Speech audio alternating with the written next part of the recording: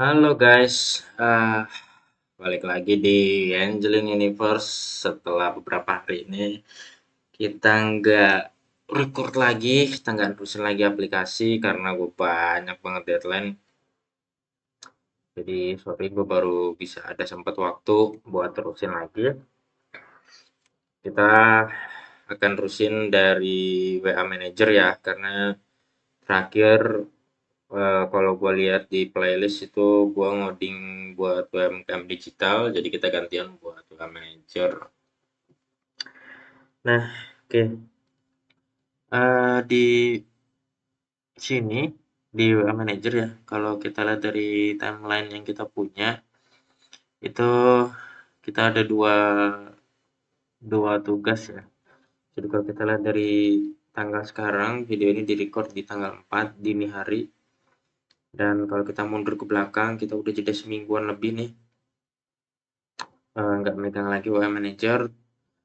Tugas paling terakhir itu kita ada di front end ya. Jadi kita diminta untuk bikin front end untuk si WA Manajernya nanti buat login. Terakhir kita videonya itu adalah bikin koneksi ya ke WA. Nah, terus di yang sekarang kita itu tugasnya ada lagi gimana caranya kita bikin modul user. Kita coba buat ngelengkapin data untuk modul user ya. Jadi ya dua ini langsung aja ya kita buat. Nah, ini codingannya. Jadi, eee, 2 itu sebenarnya gua udah buat ya, guys. Jadi, di sini kalau kalian lihat di web ya, itu gua udah ada, 1 front end untuk website. Nah, ini gua ngambil sebenarnya, jadi gua ngambil dari aplikasi, UMKM Digital yang satunya lagi ya. Jadi di aplikasi UMKM Digital ini udah ada template front end-nya. Nah, gue copy aja seperti kira-kira gitu ya dari si WA Manager ini nanti. Jadi WA Manager-nya pada saat user connect WA, kita bikin WA web nih. Terus nanti user connect ke WA web versi kita. Itu nanti default-nya untuk versi satu pertama itu tampilannya sama ya. Tampilannya sama nanti kayak si UMKM digital. Kita coba aja dulu kali ya. Kayaknya juga memang ini belum gue copy, tapi projectnya udah gue buat sih. Gue coba running dulu ya.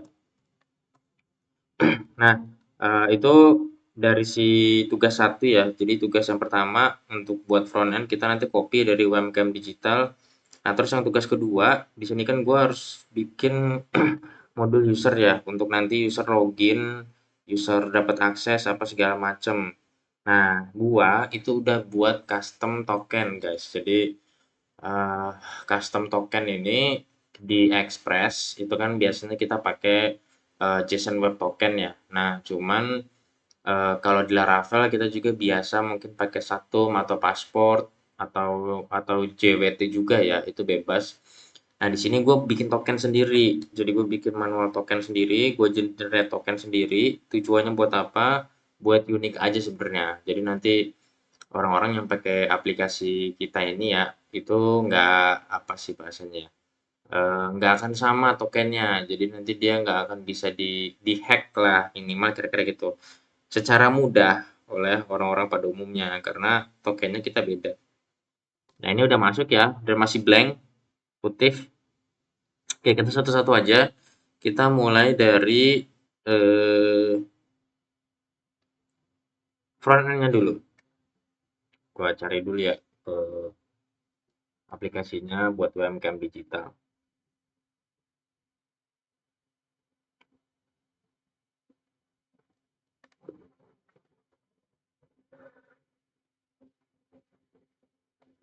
Ntar gue buka dulu. Kita tutup aja ya, biar enak. Kita satu-satu dulu. Oke, bentar, gua coba update dulu ya tugasnya.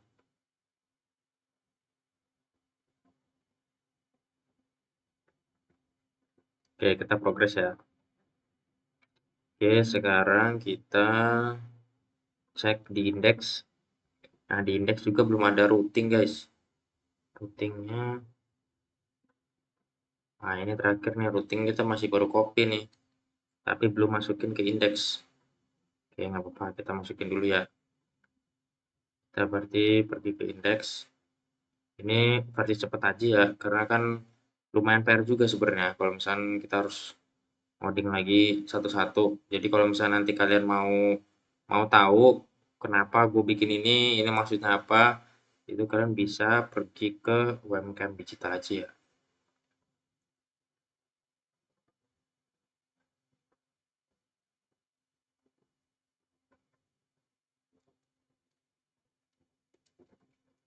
Nanti di UMKM Digital kalian bisa bisa lihat tutorialnya lah, mulai dari setting routing apa segala macem, itu semua udah jadi di sana. Oke, terus kita ke halaman, oh sorry, gue salah. Kita ke halaman laut.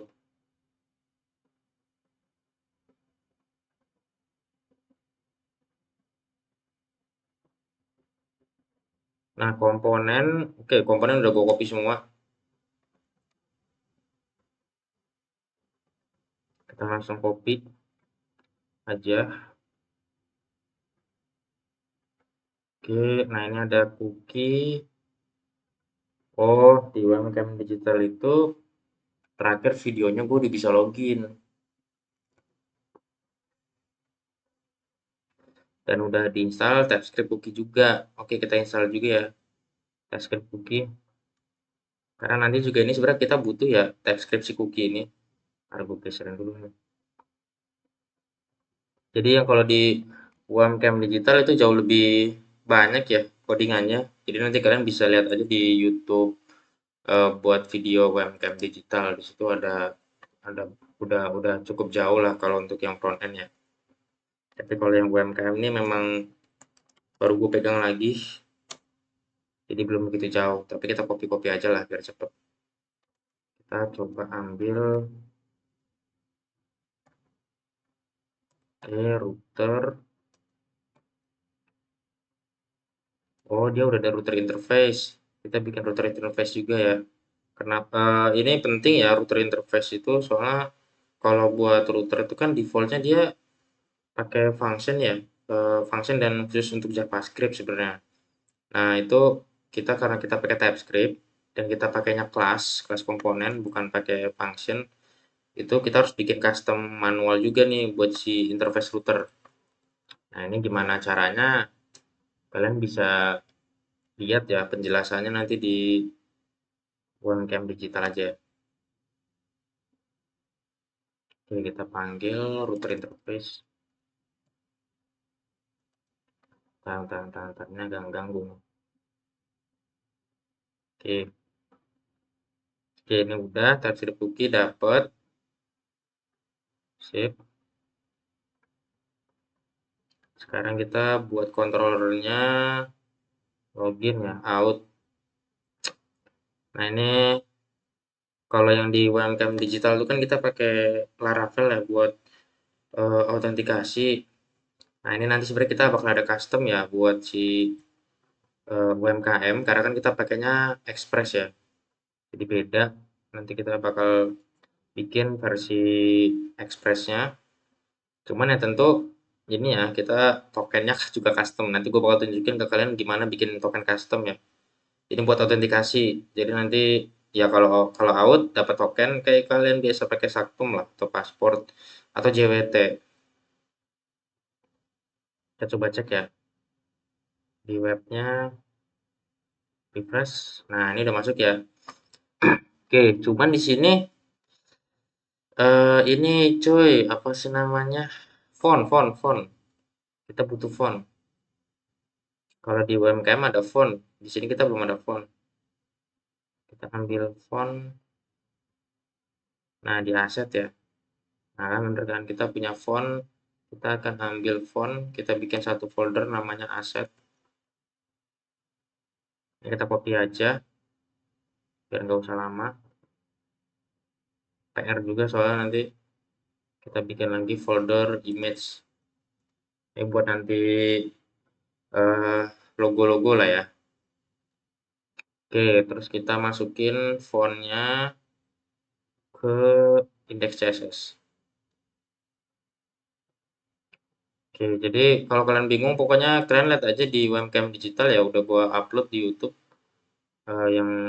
yang part berapa ya, gue lupa pastinya, tapi udah ada di YouTube. Jadi ya step by stepnya, cara-caranya itu udah ada di situ ya.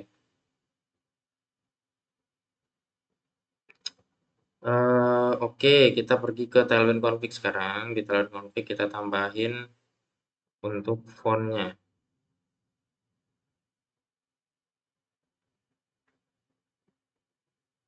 Nah, ini udah ada fontnya ya. Kita kita ambil aja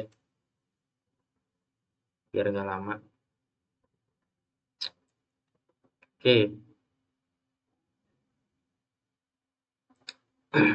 kita coba cek. Nah, ini udah masuk ya. UMKM digital ini guys, masih UMKM digital tulisannya. Kita ganti dulu, jangan UMKM digital, tapi WA Manager ya. WhatsApp Manager. Oh ya, ini gue sambil TikTok TikTok live ya, jadi nggak apa-apa lah ya.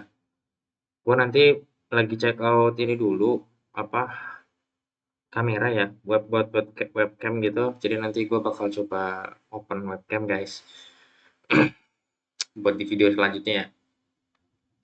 Nah, ini udah ada lah ya untuk front end-nya, default-nya, karena kita mau ngasih login juga bingung ya kalau nggak ada loginnya. Jadi udah nggak apa-apa untuk tugas kita yang dibikin front end, bikin front end ini kita bisa checklist aja ya. Kita down-kan dulu, tapi nanti kita pindahin di tugas baru. Nah, di tugas baru kita nanti kita tambahin di tanggal 4, tanggal tanggal 5 lah ya. Di tanggal 5 kita bikin tugas baru, itu kita akan setup login controller, jangan login, setup out.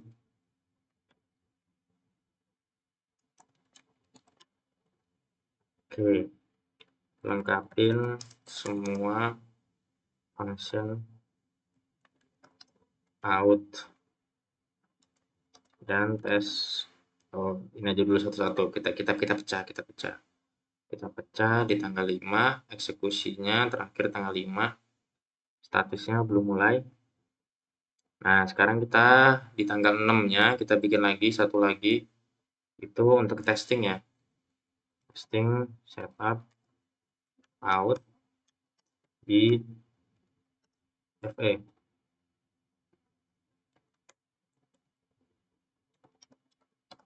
Login untuk FE. Register register nanti ya. Kalau register kita di dalam dashboard itu nanti ada fungsi register untuk si ownernya ya. Jadi si ownernya nanti bisa nambahin register. Tapi di dalam, kalau register nggak di depan. Oke, jadi out aja untuk login. Loh, ini tanggal berapa? Sebentar, sebentar, sebentar, sebentar. Kok nggak ada? Mana gue buat ya tadi? Ini gue buat. Nah ini. Tanggal 6, eksekusi tanggal 7, betul. Ini setup out tanggal berapa? Tanggal 5. Oke, tanggal 5. Kok tanggal 6-nya nggak ada ya? Ini ada apa nih? 6 September eksekusi tanggal tanggal 6 lah ya, eksekusi belum mulai. Oke. Nah, ini muncul ya. Nah, sekarang kita lanjutin lagi ke belakang tanggal 29 sebenarnya nih, guys. Targetnya ya, cuman nggak gue pegang karena sibuk. Oke, kita naikin progres ya. Nah, di sini gue bakal jelasin ke kalian gimana bikin token versi gue ya. Tapi ini sampel aja ya. Aslinya sebenarnya nggak kayak gini. Ini aslinya ya, gue kasih tau aja aslinya nggak kayak gini. Info aja. Tapi kalian bisa contoh kalau bikin token bisa nih sebenarnya kayak gini, kira-kira gitu ya. Nanti variasinya atau konfigurasinya itu kalian bisa atur sendiri ya, bebas. Sesuka hati kalian, gimana kalian bikin dinamik tokennya supaya nggak bisa ketebak sama orang, biar biar meminimalkan hacking ya, untuk orang bisa tahu informasi usernya. Jadi ini bentuk privacy yang gua coba sediain buat nanti pengguna dari WhatsApp Manager. Nah, di sini kan gue ada control dulu ya. Gue jelasin dulu di control ini gue udah ada lengkap nih. Ini ada index, store, login, show, update, sama destroy user. Nah, ini tabelnya gue punya user tab ya. Ini untuk mengelola tabel atau data dari user. Nah, sekarang di database, gue coba cek dulu, gue kasih tau dulu databasenya. Nah, di database untuk token, ini gue setup ada di table session token. Di table session token, ini kolom-kolomnya ada ini ya, mulai dari nama, ini adalah nama untuk si tokennya. Jadi nanti ini adalah name key, ini adalah key-nya dari si token. Nah, ini tokennya, token yang di generate-nya, ini ability. Jadi kalau misalnya ada middleware tambahan yang untuk ability, ini buat kelompokin access by token nanti.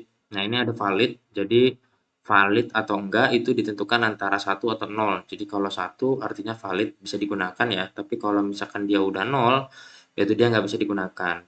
Nah, ini QW itu adalah list antrian token atau generate token ya. Generate token number. Jadi kalau kalian lihat di sini 4, token yang dibuat juga di depannya 4. Nah, kalau di sini 5, token yang dibuat juga 5. Kira-kira gitu. Jadi ini akan apa ya? Nomor token aja sebenarnya, nomor token. Nah, ini expired, ini tanggal expired terakhir ya. Ini defaultnya tanggal expired terakhir itu di tanggal 9. Sebenarnya harusnya ini udah expired. Jadi karena gua setupnya 1 hari, tapi nanti harusnya ini tuh kita pakai cron job gitu ya. Jadi background service dia bakal ngecek terus untuk expire token. Kalau misalnya ada yang expired, dia harusnya ngupdate ke valid. Jadi nanti di validnya diupdate jadi 0. Sehingga nanti pada saat user login atau akses fitur dari aplikasi kita itu kalau valid tokennya itu 0, artinya dia tokennya nggak valid dan diminta untuk login ulang. Nah, kira-kira gitu. Nah, ini nanti di by check-nya ya, kondisi ceknya itu by expire. Nanti di compare sama settingan expirednya kita. Kalau misalnya settingan expirednya kita misalnya 24 jam, gitu. Ya udah kita hitung waktu sekarang itu apakah masih kurang dari sama dengan 24 jam kalau di compare dengan tanggal expirednya. Kalau misalkan udah lewat, ya udah update validnya jadi 0. Kira-kira gitu logikanya nantinya ya. Selebihnya yang created add sama update yaitu basic lah ya. Nah, ini ada last use add itu kapan terakhir kita pakai token. Jadi nanti setiap kali kita bikin token atau kita akses token itu nanti akan ngupdate last use-nya juga. Jadi biar kita tahu ya, ini token kapan dipakai untuk nge-call informasi eh, dari si usernya ya. Jadi informasi data kan pakai token semua. Nanti kita setiap kali dia ngakses data atau manggil API ya by token, itu nanti bakal diupdate terus last use-nya, kira-kira gitu. Itu tadi dari segi database. Nah, setup-nya itu nanti gua ada di env. Jadi di environment gua ngeset nih ada token length-nya, misalkan panjang tokennya mau berapa misalnya ya. Terus ada token session.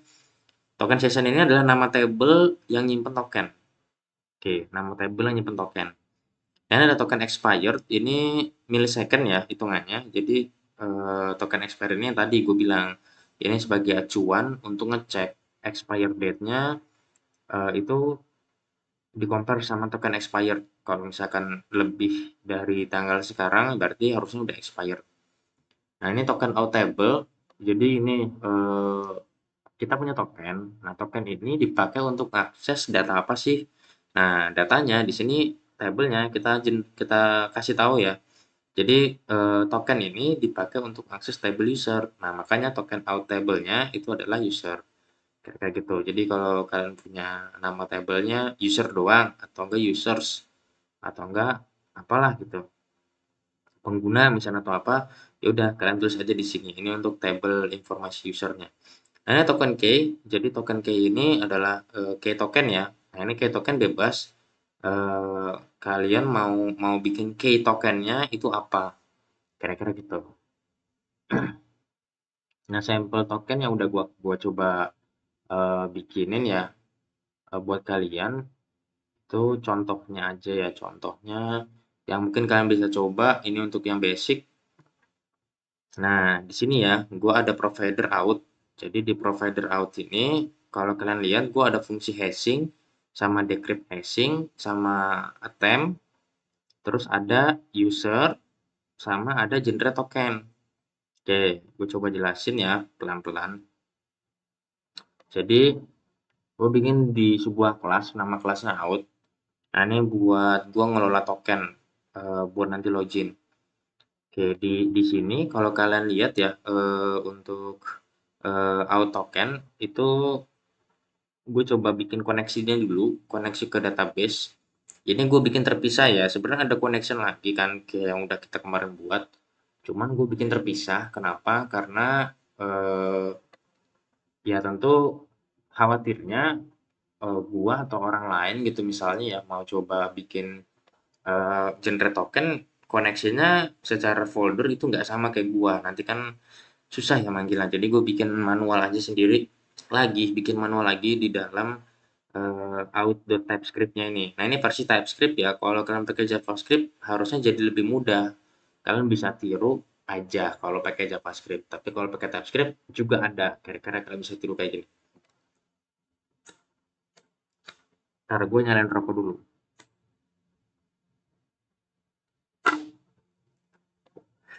Oke, lanjut. Ini connection ya. Gue buat connection. Nah, ini ada IV. Jadi ini apa ya? Bukan pemecah, tapi apa ya? Singkatnya dia tuh trigger untuk token supaya jadi lebih random lagi. Kira-kira gitu.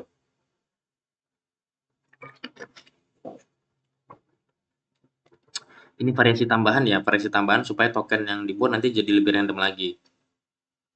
Nah, ini user sebenarnya nanti kepake ya, nanti kepake. Nah, gue coba masuk ke hashing. Jadi di hashing ini kita ngegenerate custom, bukan custom, random random random string lah, random random data, random variable, sorry, random value untuk si hashing. Jadi di sini gue punya key, di mana key-nya itu di apa ya, diacak menggunakan modul kripto. Nah, pakai modul kripto ini kita ngacak ngacak siapa? Ngacak key. Nah, key-nya tadi kan kita udah buat di environment ya, eh, token key, kira-kira gitu. Nanti dia bakal ngacak sebenarnya untuk si key-nya. Nah, kalau misalnya di sini kalau kalian lihat ya, itu ada out provider key. Nah, out provider key itu sebenarnya adalah variabel yang diimport dari konfigurasi. Nah, kita lihat di konfigurasi. Nah, ini konfigurasinya ya. Jadi ini ada konfigurasi simple untuk ngambil data. Jadi ada provider. Nah, ini out provider. Nah, key-nya itu sebenarnya adalah ngambil dari token key. Kira-kira gitu. Nah, terus token key tadi itu diacak. Nah, setelah diacak, kita bikin IV random dari si CryptoJS juga. Kira-kira gitu. Dia ngambil value dari key-nya. Nah, setelah itu kita encrypt biasa. Nah, ini sampel paling sederhana pakai AES ya untuk apa namanya? Generate atau ngehashing atau bukan ngehashing ya, atau encrypt data itu pakai AES. Ini yang simple, yang sederhana. Kalian bisa contoh, tapi tentu gua nggak pakai ini ya. Nah, ini contoh aja. Nanti kalian bisa pakai ini juga monggo. Nah, terus eh, setelah di-encrypt, kita keluarin nih dari si nilai enkripsinya tadi. Nah, ini buat fitur nge-hashing. Jadi, argumen atau parameternya juga ada value. Jadi nanti value-nya bisa diambil lah. Contoh ya, gua kasih contoh ke kalian. Itu gimana cara pakainya. Nah, di sini ada generate token. Oke, kita tutup dulu ya. Kita coba bikin const token sama dengan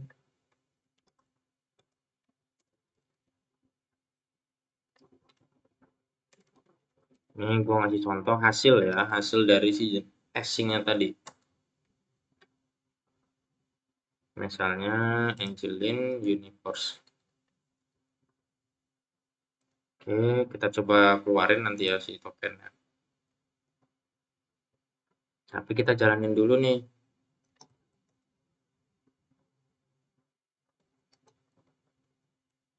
Nah, aku coba jalanin dulu ya.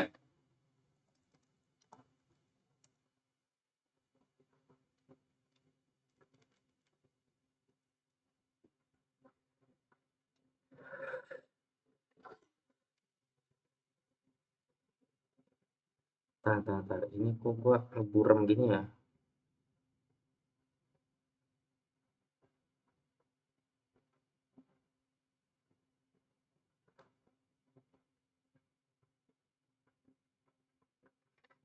Oke, ini udah gue jalanin. Coba gue panggil di Postman ya.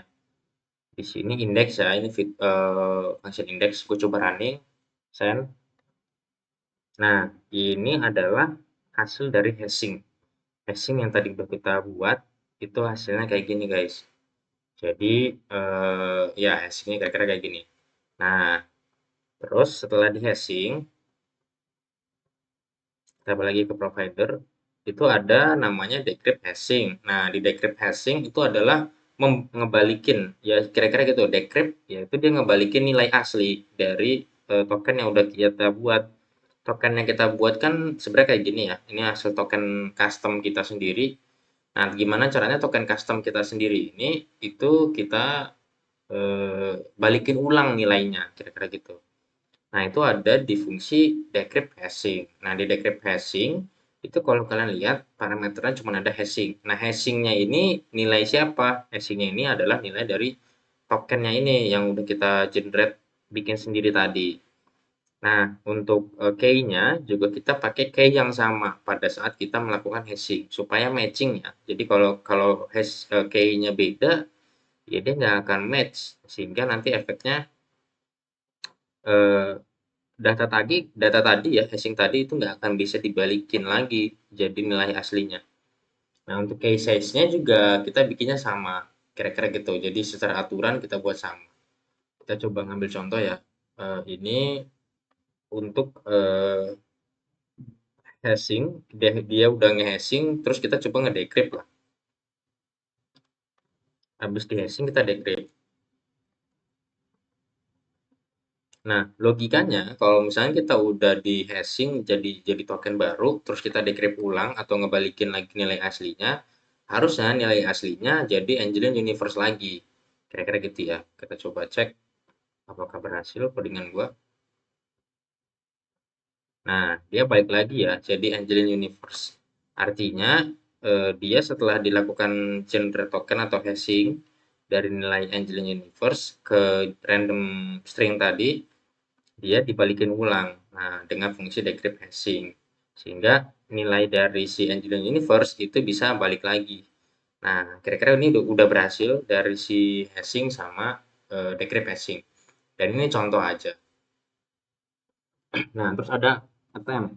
Nah, kalau kalian pakai Laravel, itu kalian mungkin nggak asing ya sama attempt ini. Ini adalah fungsinya untuk ngecek apakah informasi yang gua masukkan itu memang sama, kira-kira gitu. Jadi kalau misalkan gua login nih, gua bikin login, gua pakai attempt nih, di mana nanti gua akan ngecek apakah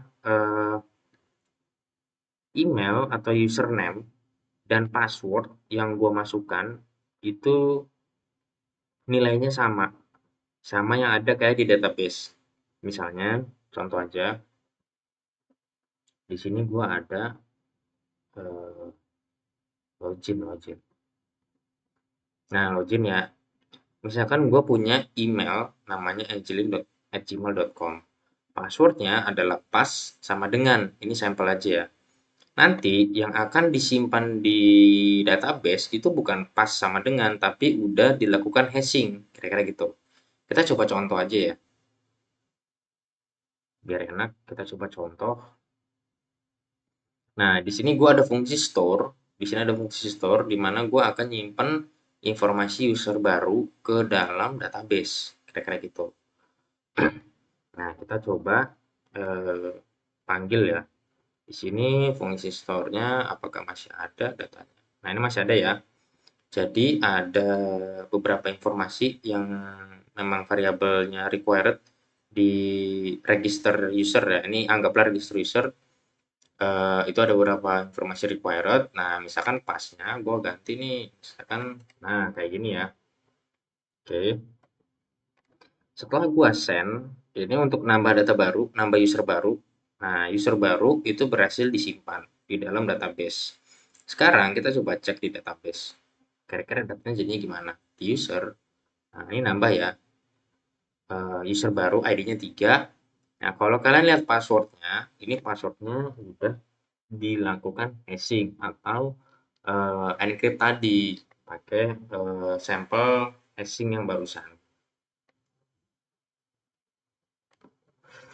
Nah, ini memungkinkan gua atau orang lain atau si usernya itu pun sendiri itu nggak akan pernah tahu kira-kira password dia tuh aslinya apa sih, karena udah di random ya dari yang nilai awalnya adalah seperti ini. Mana tadi? Nah, ini pas sama dengan tanda seru itu berubah menjadi ini. Nah, kira-kira gitu. Nah, sekarang di login, kalau kalian lihat ya, setelah dibuat baru, kita kita register nih. Setelah register kan kita perlu login ya. Nah, setelah pada saat kita melakukan login, itu nanti kita akan diminta informasi username sama password, kan kira-kira gitu. Misalkan loginnya misalkan pakai email dan password misalnya ya, email dan password. Di register juga ada nih email dan password misalnya, sehingga nanti login kita pakai informasinya email dan password. Nah, pada saat melakukan login, kita kan perlu ngecek dong, emailnya yang dimasukin bener nggak, passwordnya yang dimasukin bener nggak. Kan nggak boleh salah satunya ada yang salah atau nggak ada yang match. Harus dua-duanya match. Nah, kira-kira gitu kan. Nah, dengan fitur attempt ini, function attempt ini, kita akan ngecek password yang udah di hashing ini atau di encrypt ini itu apakah nilai aslinya dari si enkripsi ini tuh match sama password yang kita masukin, kira-kira gitu. Oke, kita bakal coba setup ya. Kita coba contohin aja. Gue coba contohin. Di sini ada store, nah, di sini ada login ya. Kita akan cek. Di sini gue ada fungsi attempt. Oke, fungsi attempt-nya dia kalau misalnya kita lihat parameternya itu adalah kredensial. Kredensial di sini artinya adalah ya informasi loginnya pakai apa? Email atau password atau username atau password kira-kira gitu. Jadi gua ambil semuanya aja. Kira-kira gitu ya. Nah, nanti di sini gua akan ngecek jika true dia jalanin ini. Kalau false jalanin yang lain. Tapi kita bakal coba keluarin dulu ya nilai aslinya. Dia true atau false. Oke, kita coba jalanin. Di sini ada login ya, request login. Nah, di sini emailnya masih sama, tapi passwordnya beda. Password aslinya itu kan pakai tanda seru. Ini nggak pakai tanda seru. Kita coba cek ya. Send. Nah, dia outputnya true nih. Itu berartinya ada user yang memang true. Kira-kira gitu. Nah, punya siapa? Punya user yang nomor 2. Kira-kira gitu. Sekarang kita coba eh, ganti ya. Oh, sorry, jangan diganti. Kita bikin jelek, jelek aja. Misalkan pas add nih.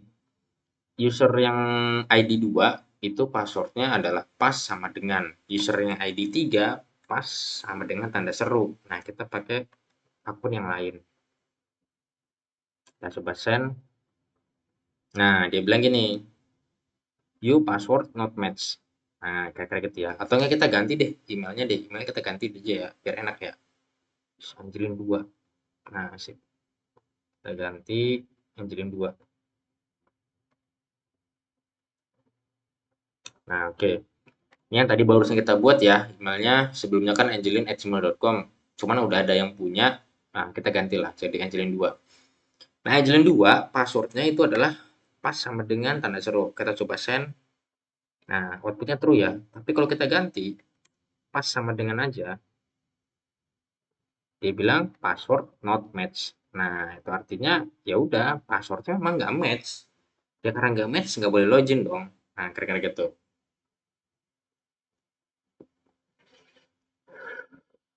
Fungsi attempt ini, yaitu tadi guys. Jadi dia akan melakukan matching antara si email dan si password. Apakah minimal passwordnya nih itu dia sama nggak sama kayak yang ada di database. Sedangkan di database dia di encrypt. Ya udah, kita akan pecah enkripsi ini untuk ngambil data aslinya.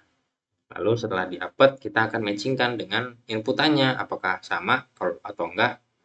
Nanti hasilnya seperti apa? Ya udah, nanti kalau misalkan nggak sama ya pas not match, tapi kalau sama dia akan bilang true. Nah, artinya kalau udah true ya udah lanjutin dong, kira-kira gitu ya. Karena loginnya udah berhasil nih. Nah, ini fungsi dari si attempt, kira-kira gitu ya. Nah, sekarang ada fungsi generate token. Nah, ini yang menarik sebenarnya dari generate token. Jadi, lu kalau misalkan login nih, harusnya outputnya kan lu dapet token ya, kira-kira gitu. Yang nanti di mana token itu akan lu pakai untuk melakukan request-request berikutnya setelah di dalam aplikasinya, kira-kira gitu.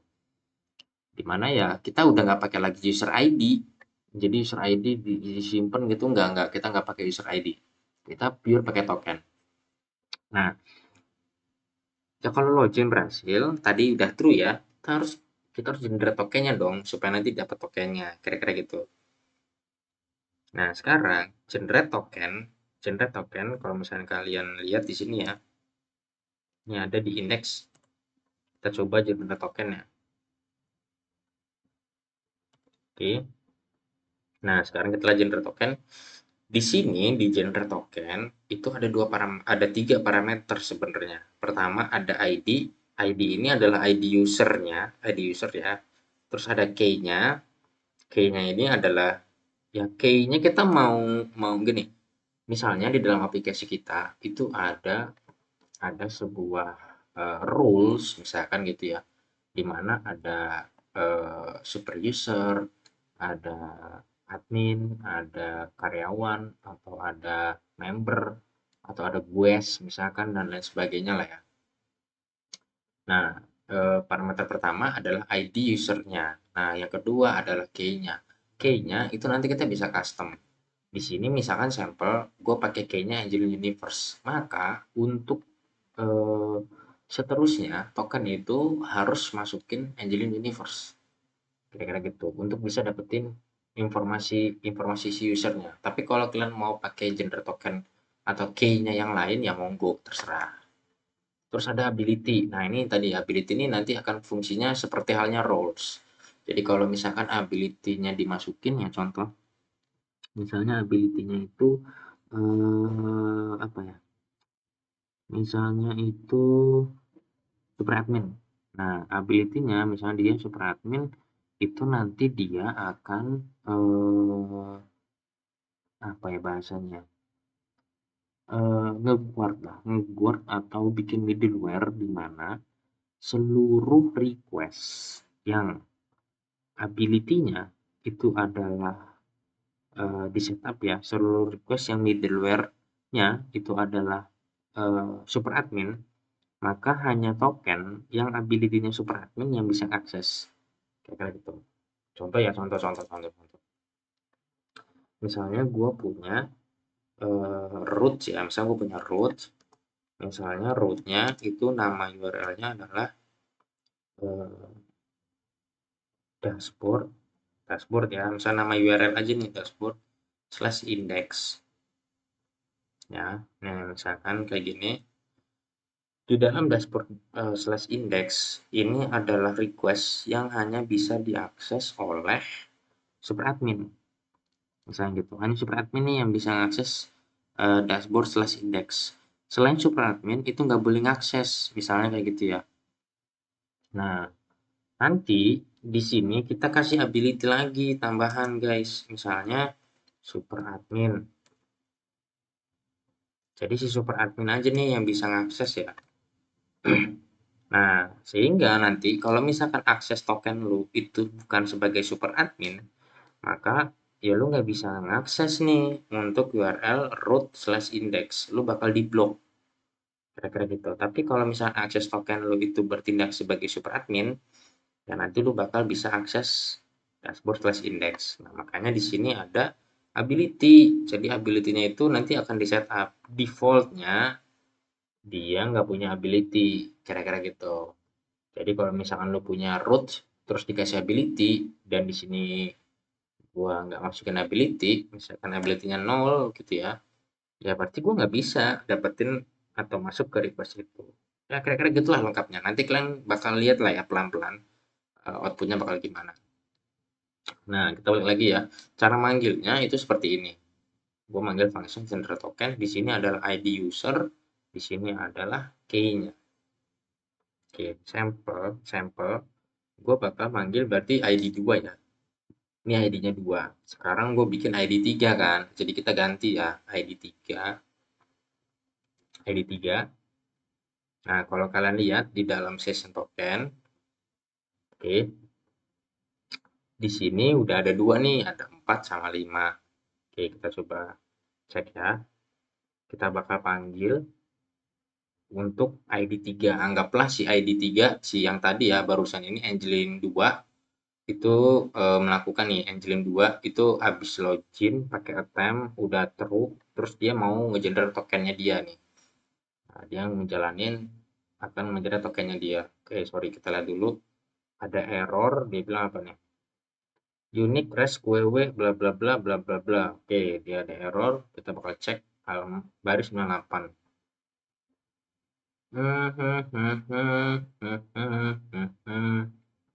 Kita coba ganti dulu yang 2, mau nggak dia? Oh, belum jalan, sabar. Oke. Oke, dia ada error lagi, kita coba pastiin. Oh, resnya nggak ada. Oke, 98. Di sini nih, dia nggak dapat. Proses env.token session ini nggak kena nih, guys. Kita coba ganti dulu pakai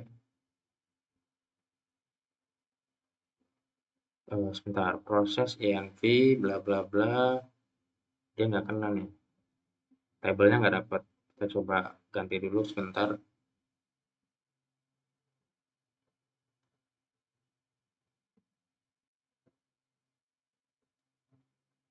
Oh, sorry. Kok ngambil yang ini sih? Coba ya.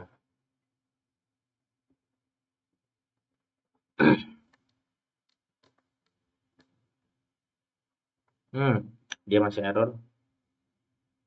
Bla bla bla bla bla bla. AUTS. Kita coba cek dulu deh. Oh, dia error deh. Kita coba log crash kosong. Info mission.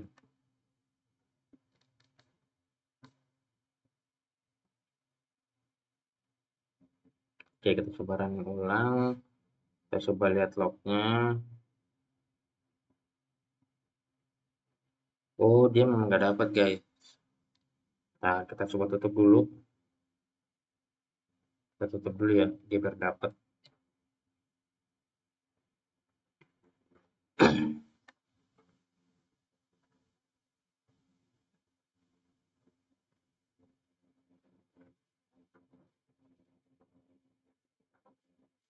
Res 0. Oh, resnya nggak ada nih. Resnya undefined. Dia nggak ketemu resnya. Pantas aja. Kita coba cek ya. Nah, does not exist. Kok nggak ada sih tabelnya? Tabelnya nggak kebaca. Session token. Session. Pantesan. Salah, guys. Gua salah nulis table. Ampura, ampura, guys. Salah nulis table. Nama tabelnya beda. Gua tulisnya session. Session ya. Session. Di sini adalah session. Tapi sedangkan di sini adalah season. Nah, ini beda nih. Pantesan gue mikir kok gagal. Oke, sorry ya. Gue salah table. Tabelnya nggak ada. Oke, ini udah oke ya. Kita coba call ulang. Kita ganti dia. Oke, masih tetap sama pakainya yang sebentar, bentar, bentar, bentar. Kita lupa. Kita udah ganti ya. Kita ganti pakai yang 3 ya. Ini buat ngambil user nomor 3 yang ada di sini ya, yang barusan kita buat registernya tadi. Oke, kita coba send. Nah, lihat di sini token yang udah tergenerate nih untuk si user nomor 3. Jadi tadi kita udah bikin user Angelin 2, terus kita loginin Angelin 2, di attempt, dia true, habis true, dia akan membuat tokennya untuk dia sendiri. Nah, ini adalah token yang dimiliki oleh si Angelin 2. Sekarang kita lihat, dia akan nambah 6. Kira-kira gitu ya. Nah, kenapa? Karena dia udah beda lagi nih usernya yang bikin token. Sekarang misalkan pertanyaannya, kalau misalkan si Angelin 2 login ulang, apakah dia akan nambah row baru? Kita coba cek ya. Anggaplah Angelin 2 logout ya. Angelin 2 logout, asumsikan gitu, kita bikin cerita. Angelin 2 logout. Nah, di kemudian hari, Angelin 2 ini akan login ulang. Artinya Angelin 2 akan melakukan generate token ulang dong. Kira-kira gitu ya. Kita coba send ulang. Nah, misalkan oke, gue bakal login, diklik. Nah, dia akan bikin token baru, di mana urutan sekarang adalah 7. Sebelumnya kan 6. Sekarang jadi 7. Oke, kita akan cek. Nah, dia akan ngupdate punya dia sendiri. Jadi punya row-nya Angelin 2, ya udah dia akan ngupdate. Kira-kira gitu ya. Sehingga datanya jadi urutan ke-7 yang sebelumnya 6. Terus Angelin 2 bikin lagi misalkan login ulang dari 7, nomor tokennya 7 ya, dia akan nambah nggak jadi 8, kita coba cek ya. Kita send, nah dia akan nambah lagi jadi token 8. Jadi kalau kalian lihat di refresh, nah dia akan masuk ke token nomor 8. Kira-kira gitu ya. Jadi meskipun satu user, ya dia nggak akan nambah row lah, karena kalau nambah row, wah lumayan juga nanti guys, storage yang akan kita pakai akan jadi lebih besar banget, karena datanya pasti lebih banyak. Mungkin kan bisa aja dalam satu hari orang login, logout, login, logout, login, logout kan gitu ya. Jadi ya nggak efisien lah. Jadi biar dia ngupdate aja. Untuk sekarang versi 1 seperti itu. Kira-kira gitu ya. Nah, sehingga dari token ini bisa nggak sih kita buat ngambil datanya? Oke, kita coba cek ya. Kita coba pakai token ya. Kita pakai tokennya. Nah, buat ngambil datanya gimana? Pakai token. Kita lihat lagi sekarang. Setelah generate token, di sini ada fungsi user. Nah, fungsi user di sini tujuannya adalah untuk ngambil data usernya dari token. Jadi kita inputannya udah bukan user ID, udah enggak guys. Kita nggak main user ID lagi. Kita udah mainnya token. Nah, dari token ini eh, kita bisa ngambil nih user ID-nya berapa. Kira-kira gitu ya. Tapi kalian lihat di sini bahwasannya user ID, token yang barusan di generate itu akan di-set di headers dengan parameternya adalah xout token. Kira-kira gitu ya. Ini cara pakainya. Jadi tokennya itu harus di-set di dalam xout token di header. Oke, kita coba bikin dulu ya untuk ngambil usernya. Nah ini sampel ya. Misalnya dia login di attempt, dicek nih attempt-nya udah oke, udah true, dia bakal ngambil data user. Kayak gitu. Kita keluarin data user. Oke, nah sekarang kita coba cek ya. Balik lagi ke login, kita copy dulu tokennya yang nomor 8 ini ya. Kita copy nomor 8, kita cek di login. Nah, di sini kita pergi ke header. Itu ada di header. Nah, di sini gue udah nambahin X out token. Di sini gue copy tokennya. Nah, sekarang di sini gue cuma perlu email sama password. Anggaplah gitu ya. Dia login, terus dia ngedapetin usernya. Misalnya, ini misalnya aja ya. Hasilnya sih sebenarnya nggak gini ya. Harusnya dia login, dia cuma dapetin token. Nanti di indeks, dia akan dapetin usernya. Kira-kira gitu. Langsung aja lah ya, kita rapihin sekalian aja guys ya. Kita rapihin, kita rapihin, kita rapihin. Generate token. Ah, gak usah deh, nanti aja, nanti aja, nanti aja. Lama lagi. Ini ini versi cepet.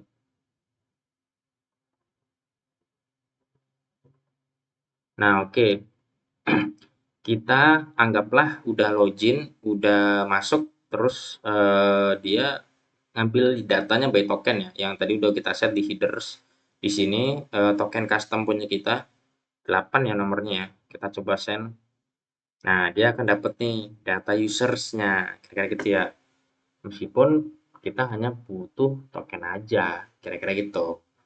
Atau kalau misalkan nggak ada attem gimana? Bisa kita coba ganti ya.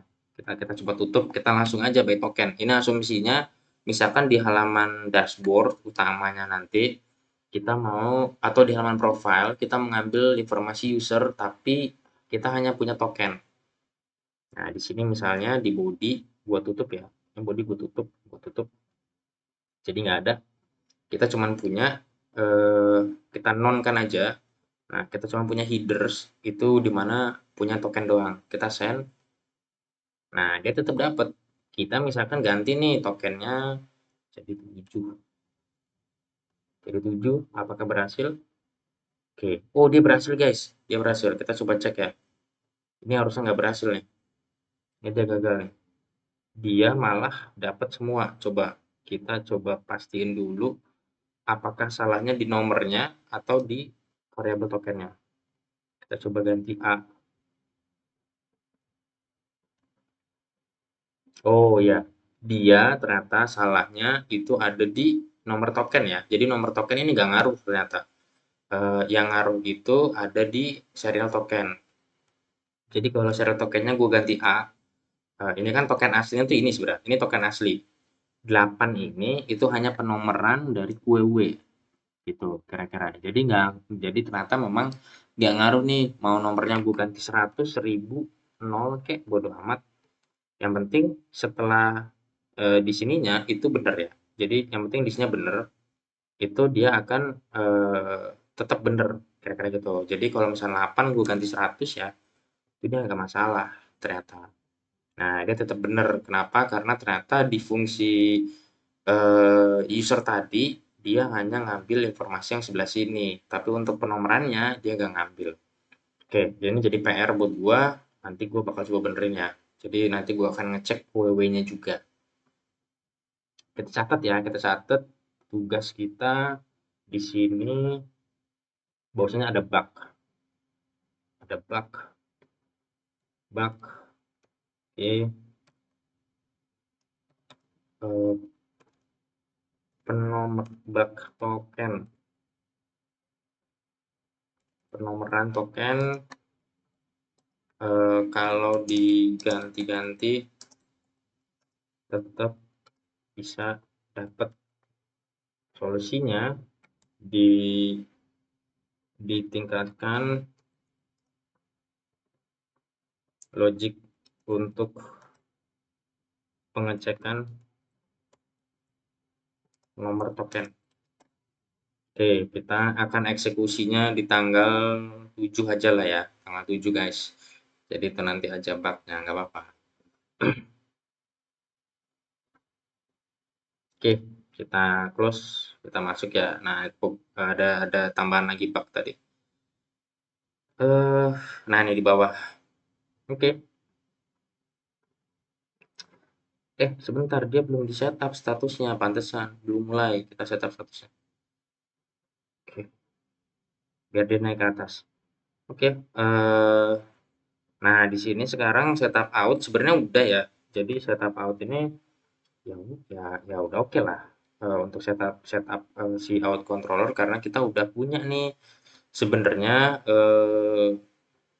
buat tokennya. Nah, nextnya kita bakal coba lengkapin untuk si modul user ini. Jadi nanti pada saat WhatsApp Manager ini udah eksis ya, owner owner atau si pemilik perusahaan yang pakai WhatsApp Manager untuk ngelola marketingnya mereka ini nanti bisa login dan si ownernya ini Jadi mungkin bisa aja owner atau mungkin direksinya atau mungkin manajernya terserah lah yang sebagai super admin dari si perusahaan tersebut itu pada saat dia login itu nanti udah bisa nih guys. Nah nanti di dalamnya itu akan kita bikin menu manajemen user ya. Itu nanti buat super adminnya atau mungkin pemimpin perusahaannya itu ngebikin user-user baru untuk marketing.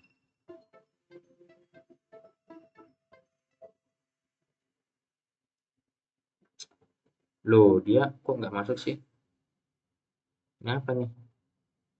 Masih aktif guys, ini TikTok kenapa ya? Nah, kira-kira gitu ya. Jadi, ini udah oke dan gua nggak ngerti nih, gua nggak ngerti nih. Kita coba klik aja dulu ya. Biar gua kelihatannya aktif aja kali ya. Gua nggak paham nih, gua tiba-tiba ada notifikasi itu. Oke. Nah, jadi nanti gue lanjutin ya. Jadi nanti si owner perusahaan itu bisa login ke WhatsApp Manager kita dan dia nanti masuk ke menu manage user itu untuk nambahin user-user marketingnya dia untuk ngelola WhatsApp perusahaannya. Karena memang balik lagi buat yang belum tahu di TikTok khususnya WhatsApp Manager ini gue pakai buat bikin aplikasi sosmed untuk marketing. Nah, detailnya gimana? Kalian bisa cek aja di YouTube. Itu ada progres di video-video sebelumnya. Oke, gitu aja dari si Angelina Universe ya. Di sini kita bisa kasih progres selesai, tapi di next-nya kita bakal lengkapin lagi untuk si modul user-nya guys ya. Nah, di sini tapi sebelum itu kita akan testing setup out ya. Jadi nanti di sini udah include untuk modul user juga akan kita akan beresin. Sekaligus kita akan bikin login dari si aplikasinya ya. Oke, gitu aja dulu. Sekian dari Angelina Universe buat WA Manager. Sampai ketemu lagi di video selanjutnya di UMKM Digital. Di UMKM Digital kita juga punya tugas untuk setup backend ya. Jadi ya ini ada banyak UMKM Digital juga PR-nya dan udah ketunda lumayan lama. Kita akan lanjut lagi di video sebelumnya di UMKM Digital. Nah buat yang di TikTok, gue bakal coba close dulu sebentar live-nya dan gue bakal mulai live baru lagi nanti untuk aplikasi UMKM Digital. Kira-kira gitu. Oke, bye-bye di TikTok. Nanti kita live lagi.